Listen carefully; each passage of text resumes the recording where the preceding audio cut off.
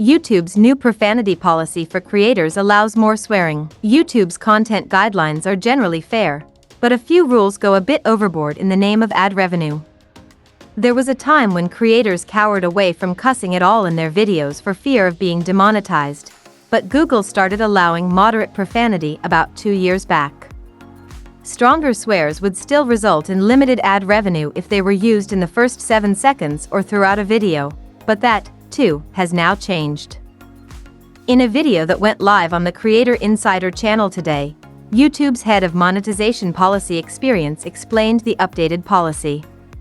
Now, videos with strong profanity in the first 7 seconds, think F-word and adjacent, are eligible to earn full ad revenue. This doesn't mean YouTube is turning into a Quentin Tarantino movie, though. If a video uses strong profanity consistently throughout, or if the title and/or thumbnail include these types of words, it will only be eligible for limited monetization. What was with the 7-second rule anyway?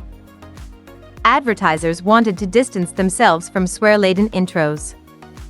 The logic behind this change boils down to evolving industry norms and new abilities that let advertisers better match their commercials with certain content.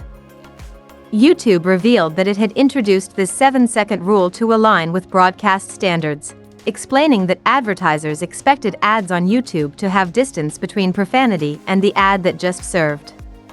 As ad platforms continue to get more advanced, advertisers can now better target their desired level of profanity. Advertisers expected ads on YouTube to have distance between profanity and the ad that just served.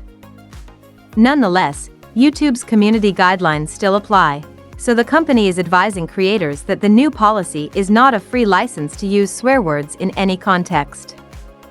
Incidentally, these changes were announced on the same day that YouTube started rolling out a new age verification system that uses AI to tell teens from adults, based purely on the videos they search for and watch. Teens identified by the system will see additional protections applied to their accounts, such as digital well-being controls and the removal of personalized ads.